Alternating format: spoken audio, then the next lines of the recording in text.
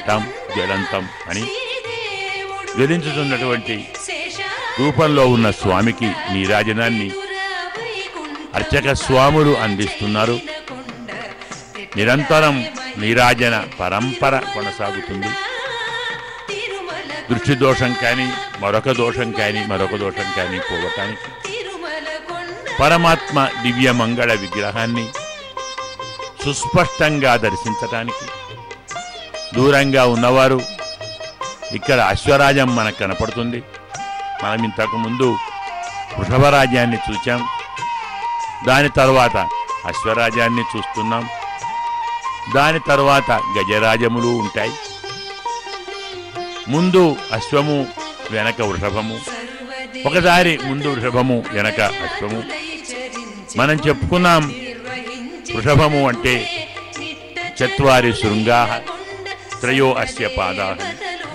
వృషభానికి 4 కొమ్ములుంటాయి, 3 పాదాలుంటాయి, 2 తలకాయలుంటాయి, 7 చేతులుంటాయి. ఆ వృషభాన్ని 3 చోట్ల కట్టేస్తారు. ఇది వృషభం అండి, చాలా వింతగా ఉంది, 4 కొమ్ములుంటాయా అనుకుంటారేమో. పర, పశ్యంతి, మధ్యమ, వైఖరి అని శబ్దస్వరూపాలు 4. ఇవి శృంగములు. త్రయో అస్య పాదాః, దీనికి పాదములు 3, భూతము, భవిష్యత్తు, వర్తమానమనేటువంటి 3 కాలములు. ద్వే శీర్షే, 2 శిరస్సులు, అంటే నిత్యము అనిత్యము అనేటువంటి 2 శిరస్సులు. సప్తహస్తాసహ, 7 చేతులుంటాయి, అవే 7 విభక్తులు. త్రిధాబద్ధ, 3 చోట్ల కడతారు. ఉరసి, హృదయే, శిరసి అని 3 చోట్ల బంధిస్తారు. ఇదే మనం మహాదేవుడు అంటాం, శబ్ద బ్రహ్మ అంటాం, శబ్దవృషభం అంటాం. పరమాత్మ సింహంపై ఊయలలూగుతూ నడుస్తూ ఉన్నాడు, కదులుతూ ఉన్నాడు, ఊరేగుతూ ఉన్నాడు. ముందర కోలాటాలతో భక్తులు సేవ చేస్తూ ఉన్నారు. సింహము అమిత ఉత్సాహంగా పరుగులు తీస్తున్నదా అన్నట్టుగా మాడవీధుల్లో కదలాడుతూ ఉంది. వారికంటే వేగంగా ఉత్సాహంగా భక్తులు కోలాటాలతో వారు కదులుతున్నారు. పీతాంబరధారులు, శ్వేతాంబరధారులు, అలాగే కాషాయాంబరధారులు, ఎంతమంది భక్తులో, ఎన్ని రకముల ప్రపత్తులో, ఎంతటి ఆనంద తరంగములో, ఎంతటి ఉత్సాహ వీచికలో మనకు స్వామి ముందర కనపడుతున్నారు. పరమాత్మ ముందర నడచుటే ఒక పెద్ద అదృష్టం. అందులో నాట్యాలతోటి, కోలాటాలతోటి తమ మనస్సులో ఉన్నటువంటి ఆనందాన్ని భక్తులకు పంచిపెడుతున్నారు. మేము స్వామిని ఇలా సేవిస్తాం, మేము వాహనాన్ని మోయలేమండి, స్వామిని మా వెంట రప్పించటం కాదు, మేము స్వామి ముందర ఇలా ఉత్సాహాన్ని ప్రకటిస్తూ నడుస్తూ ఉంటాం. ఇది కూడా మా సేవలోని భాగమే. అంటే మొదలు మంగళవాద్యములు, వారి వెనక కాషాయాంబరధారులు, వారి వెనక శ్వేతాంబరధారులు, వారి వెనక పీతాంబరధారులు, వారి ముందరికి మరీ ముందరికి వెళితే అంగనామడుల నాట్య విన్యాసాలు, కోలాటాలు, భజనలు. అప్పుడప్పుడు స్వామివారి యొక్క దివ్యమైన గుణానుసంధానం చేస్తున్నటువంటి వేద పండితుల సమూహము. ఇలా ఎక్కడ చూసినా అనంతమైనటువంటి భక్త జన సందోహం కనపడుతూ ఉంది, నాట్యము కనపడుతూ ఉంది. మృగము అంటే మనం చెప్పుకున్నాం వెతికేది అని, తమకు కావలసిన ఆహారాన్ని వెతికేది అంటున్నాం. కావలసిన ఆహారం, మనకు కావలసింది ఆహారం పరమాత్మే కదా. అహమన్నం అహమన్నం అహమన్నం అని వేదం చెప్తుంది. అహమన్నాద అహమన్నాద అహమన్నాద అని చెప్తుంది. పరమాత్మకు మనం భోగ్యం, పరమాత్మ మనకు భోగ్యం. మనకు కావలసింది ధారక పోషక అన్నీ పరమాత్మే. ఆయనే ధారకుడు, ఆయనే పోషకుడు. మనకు లోకంలో అన్నం పోషణ చేస్తుంది, నీరు ధారణ చేస్తుంది. ప్రాణం నిలవాలంటే నీరు కావాలి. ప్రాణమున్నటువంటి శరీరం పుష్టిని పొందాలి అంటే ఆహారం కావాలి. కానీ పరమాత్మ ఒక్కడుంటే ఈ రెండూ ఉన్నట్టే. ఆయనే భోజనం, ఆయనే నీరు, ఆయనే భోగ్యం, ఆయనే భోక్త. కాబట్టి జీవాత్మకు కావలసిందెవరు అంటే పరమాత్మ. జీవాత్మకు పరమాత్మ కావాలి. అరణ్యంలో అంటే ప్రశాంతమైన వాతావరణంలో, మన హృదయ కుహరంలో, దహరాకాశంలో ఎక్కడున్నావయ్యా స్వామి, నీవు ఎక్కడున్నావు ఎక్కడున్నావు అని పరమాత్మను వెతికేటువంటి మృగము అంటే భక్తులు. పరమాత్మను తప్ప మరెవరిని చూడటానికి ఇష్టపడని వారు, పరమాత్మ వియోగాన్ని ఒక్క క్షణం కూడా సహించలేని వారు, సకృత్ పదాకార విలోకనాశయ తృణీకృత అనుత్తమ భక్తి ముక్తిభి మహాత్మభిః మాం అవలోక్యతాం నయ క్షణేపి తే యద్విరహ అతి దుస్సహ క్షణేపి యస్తే విరహ అతి దుస్సహ అంటాం. హారతి భక్తులు తీసుకుంటున్నారు, నమస్కారం చేస్తున్నారు. పరమాత్మ హారతి మా దాకా వచ్చినది, మాకు దక్కినది, మేము దర్శించగలిగామని మురిసిపోతున్నారు, పరవశిస్తున్నారు. ఇక్కడ నాట్య విన్యాసాలతో భక్తులు పరవశిస్తున్నారు. అక్కడ స్వామి ముందర నడుస్తూ నిర్వాహకులు వారు పరవశిస్తున్నారు. స్వామిని సేవిస్తూ భక్తజనం పరమానందంలో ఉన్నారు. ఈ రీతిలో మనకు కావలసిన పరమాత్మను వెతికే వారంతా మృగములు అంటాం. మృగేతీతి మృగ అంటాం. వారందరికీ రాజు భక్తులు అంటే ఉత్తమ భక్తుడు, మృగరాజు అంటే ఉత్తమ భక్తుడు. ఈ మృగరాజు క్షుద్ర మృగములను సంహరిస్తాయి. క్షుద్రము అంటే పరమాత్మను కాక ప్రాపంచికమైన విషయ భోగముల మీద ఆశతో వాటిని వెదికే వారిని వీరు సంహరిస్తారు, వీరు హింసిస్తారు, వారు దూరంగా తరుముతారు. ఎవరిని చూడాలి మనం? పరమాత్మను చూడాలి. ఎవరిని వెతకాలి? పరమాత్మను వెతకాలి. ఎవరి సేవ చేయాలి? పరమాత్మ సేవ చేయాలి. దాన్ని కాదని శబ్ద స్పర్శ రూప రస గంధములను విషయాలను అనుభవిస్తూ విషయముల సేవను మాత్రమే చేస్తూ పరమాత్మను మరిచిపోయే వారిని క్షుద్ర మృగములు అంటాము. ఇలాంటి క్షుద్ర మృగములను సంహరించేవాడు మృగరాజు. అరణ్యంలో విహరించేవాడు మృగరాజు. చెప్పుకున్నాం అరణ్యం అంటే ఏమిటో. ప్రశాంతమైనటువంటి ప్రదేశంలో భగవంతుని నిరంతరం భగవంతుని నామ సంకీర్తనం, దర్శనం, ధ్యానం, వందనం, సఖ్యం, ఆత్మసమర్పణం అంటామే. నవవిధ భక్తులుగా చెప్పుకుంటాం. శ్రవణం, వందనం, అర్చనం, పాదసేవనం, ఇలా ఆత్మసమర్పణం, సఖ్యం అని చెప్పేటువంటి నవవిధ భక్తులతోటి నిరంతరము స్వామిని సేవించే స్థితి అన్నమాట. ఇలా మృగరాజు అంటే పరమ భక్తాగ్రేసరుడు. ఎవరు పరమాత్మను మాత్రమే నిరంతరం దర్శించాలని కోరుకుంటారో భగవంతుణ్ణి తప్ప నేను ఇంకెవరిని చూడాలి. భాగవతంలో ధృతరాసురుడు చెప్తాడు, ఒక్కసారి సింహరాజాన్ని సింహంపై వేంచేసి ఉన్న స్వామి యొక్క దివ్య మంగళ విగ్రహాన్ని, ఆ దర్పాన్ని, ఆ టీవీని, ఆ హుందాతనాన్ని ఒకసారి గమనించండి. దివ్యమైనటువంటి హస్తములు ముందరికి చాపుకొని జాను విన్యస్త హస్త అంటారు. ఒక భక్తుడు 2 మోకాళ్లపై 2 చేతులు ఉంచుకొని సింహాసనం అంటాం కదా, అది కూడా సింహ ఆసనమే.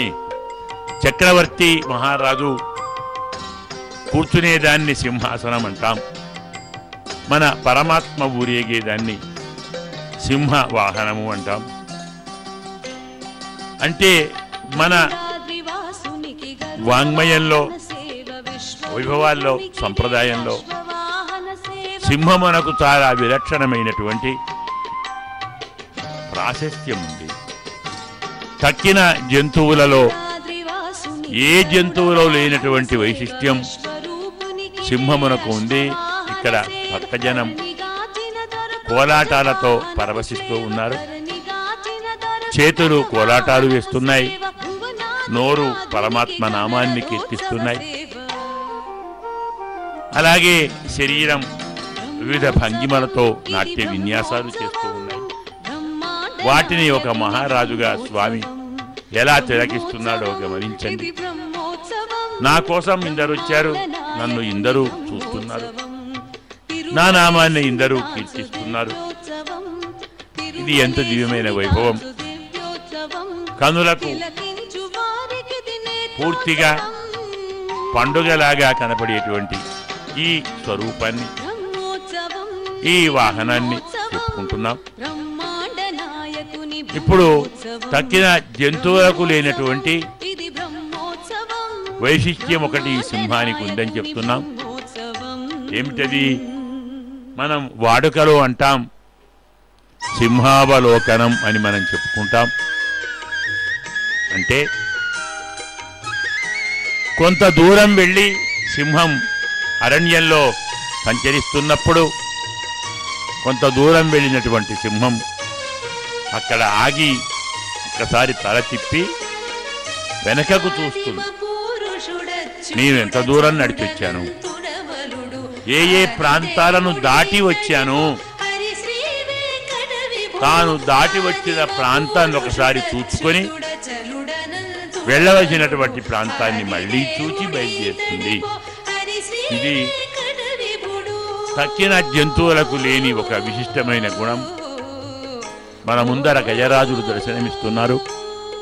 వారి ముందర శ్వేతఛత్రము, హరితఛత్రము, చిత్రఛత్రములు కనబడుతున్నాయి. వారి ముందర నాట్యముతో పరమప్రియ చేసేటువంటి భక్తులు కనపడుతున్నారు, నారీమణులు కనపడుతున్నారు. అలాగే సింహం ఎలాగైతే కొంత దూరం నడిచి వచ్చిన తరువాత వెనక్కు తిరిగి చూసుకుంటుందో, ప్రతి మనిషి కూడా ప్రతి పనిలోనూ జరిగినదెంత, జరగవలసినదెంత, ఇంతవరకు మేము ఎంత చేశాం, ఇక ముందు ఎంత చెయ్యాలి, చేసిన దాన్ని ఒకసారి సమీక్షించుకోవాలి. మనం రివ్యూ అంటాం దాన్ని. ఈ గుణం సింహానికి ఉంది. మనం ఒక పని చేసినప్పుడు మధ్యలో కొంచెం ఆపి ఎంతవరకు జరిగినది, ఇక ముందు ఎంతవరకు జరగాలి, జరిగిన దాంట్లో ఏమైనా పొరపాట్లు జరిగాయా, ఒకవేళ జరిగి ఉంటే జరగబోయే వాటిలో ఆ పొరపాట్లు రాకుండా ఎలా మనం సవరించుకోగలమో పర్యవేక్షించుకోవాలి. దీన్ని అంటారు సింహావలోకనం. ప్రతి వ్యక్తి తన జీవితంలో ప్రతి క్షణం సింహావలోకనం చేస్తూనే ఉండాలి. అంటే నిరంతరము నేను బాగా చేస్తున్నాను, నేను బాగా ఉన్నాను, అని కాకుండా ఎంత బాగా ఉన్నాను, ఇక ముందు ఎంత బాగా చెయ్యాలి అని సమీక్షించుకోవాలి. ఈ సమీక్షనే మనం సింహావలోకనం అంటాం. పరమాత్మ ముందర భక్తులు రకరకాల విచిత్ర వేషధారణతో నాట్యం చేస్తున్నారు. బాలులు, బాలకులు, బాలికలు, వృద్ధులు, పెద్దలు అతి ఉత్సాహంగా వాహనం ముందర ఆటలాడుతున్నారు, కేరింతలు కొడుతున్నారు, గంతులు వేస్తున్నారు, హస్త విన్యాసాలు చేస్తున్నారు. వారికి కొంచెం ముందు భాగానికి మరికొంతమంది కోలాటాలతో సేవ చేస్తున్నారు. ప్రతివారి ముఖంలో, ప్రతివారి మనస్సులో ఒకటే ఆశయం, మా స్వామికి సేవ చెయ్యాలి, మా స్వామిని దర్శించుకోవాలి, మా స్వామి ముఖం మా సేవ చూచి మురిసిపోవాలి, మెరిసిపోవాలి. భగవన్ముఖ వికాసం కోసం, భగవన్ముఖ ఉల్లాసం కోసం మా వంతు సేవ మేము చేస్తాము అనేటువంటి ఉత్సాహం ప్రతి వారిలోనూ కనపడుతూ ఉంది. ప్రతివారు ఇంకా చెయ్యాలి, ఇంకా చెయ్యాలి, ఇంకా చెయ్యాలి, ఎంత అవకాశం ఇస్తే అంత సేవ చెయ్యాలి, త్రికరణములతో సేవ చెయ్యాలి అని చెప్పుకుంటున్నాం. ఈ రీతిలో భక్తులు మాట్లాడిన మాటను నిజము చెయ్యటానికి వచ్చినటువంటి స్వామి నరసింహస్వామి. అంతేకాదు, నారసింహుడు మనకొక తత్వాన్ని, ఒక రహస్యాన్ని ఉపదేశించాడు. త్రికరణ శుద్ధిగా నన్ను నమ్మిన వారికి ఎలాంటి హాని, ఆపద జరగదు. మరొకసారి చూడండి వృషభరాజ్యాన్ని. ఇవన్నీ శుభ శకునములు అంటాం. వృషభరాజు, గజరాజు, అశ్వరాజు వీళ్ళంతా రాజులే. అశ్వ శబ్దానికి చాలా విలక్షణమైనటువంటి అర్థం ఉంది. స్వ అంటే రేపు అని, అశ్వ అంటే రేపు లేనిది అని. అదేమిటండి రేపు లేదు అంటారేమిటి అంటే, రేపు అనేది ఆశకు ప్రతీక. సాంసారిక విషయముల యందు ఆశ వదులుకోమని మనకు అశ్వం బోధిస్తుంది. అందుకే అన్ని బలాల కంటే గొప్ప బలం అశ్వబలం కదా, గజబలం కాదు. మనం ప్రతిదాన్ని హెచ్పి అంటాం, హార్స్ పవర్ అంటాం, కానీ ఎలిఫెంట్ పవర్ అని చెప్పం. బలాన్ని కొలిచేది, బలానికి కొలత అశ్వము. అంటే నిజమైన బలము వైరాగ్యమే. ఆశ లేకపోవటమే అసలైన బలం. మన బలహీనత ఆశ. అదే దురాశ అయితే దౌర్జన్యమవుతుంది, దౌష్ట్యమవుతుంది. పేరాశ అయితే క్షుద్రమవుతుంది. కాబట్టి ఆశను తొలగించుకొని సాంసారిక విషయ భోగములయందు విరక్తిని ప్రకటించి అలవరుచుకొని పరమాత్మయందు మాత్రమే భక్తిని కలిగి నిరంతరం పరమాత్మ సేవను చేయమని మనకు అశ్వం చెబుతుంది. ఉపనిషత్తు అశ్వము అంటే ఇంద్రియాణి హయాన్యాహు మనః ప్రగ్రహ ఏవచ అంటుంది ఉపనిషత్తు. గుర్రములు అంటే ఇంద్రియములు, పగ్గము అంటే మనస్సు, ఆత్మ రథికుడు, శరీరము రథము, బుద్ధి సారథి. ఈ రీతిలో మన ఉపనిషత్తు చెప్తుంది. అందువల్ల అశ్వము అంటే ఇంద్రియములు.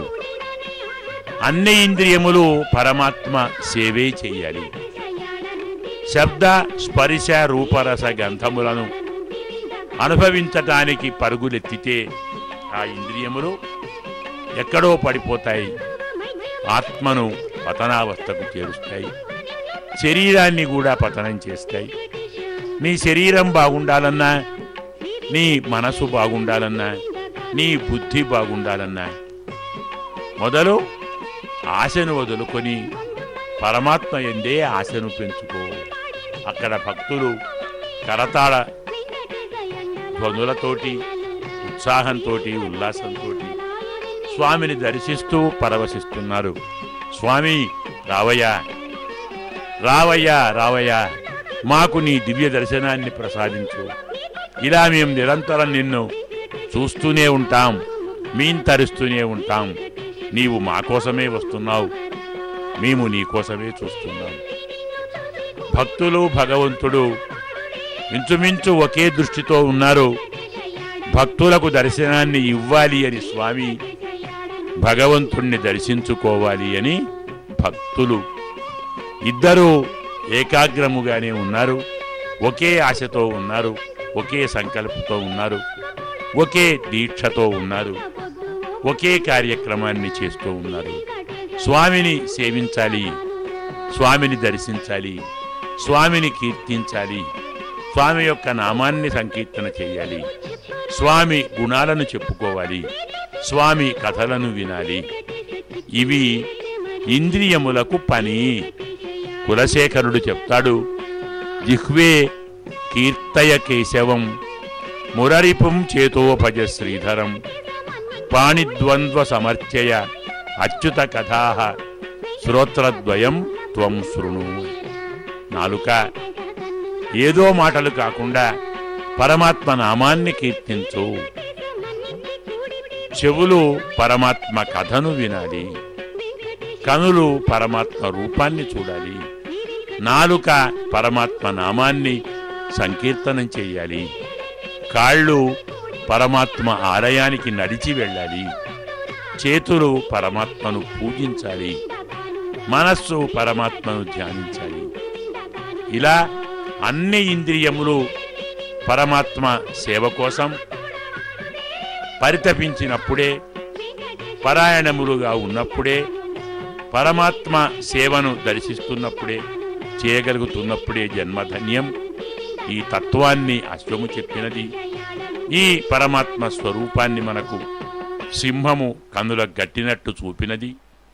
అలాంటి విలక్షణమైన సింహ వాహనాన్ని అధిరోహించి స్వామి మన కన్నులకు ఆనందాన్ని, ఉత్సాహాన్ని, ఉత్సవాన్ని అందిస్తున్నాడు. ఇలాంటి స్వామిని దర్శిస్తూ మనం పులకిద్దాం, తరిద్దాం, జన్మను ధన్యం చేసుకుందాం.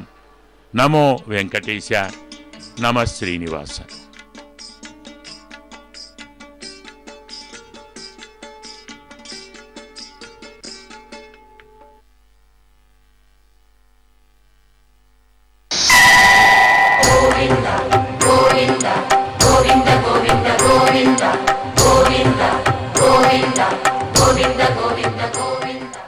జగదానంద కారకుడి సింహ వాహన వైభవాన్ని దర్శించారు కదా.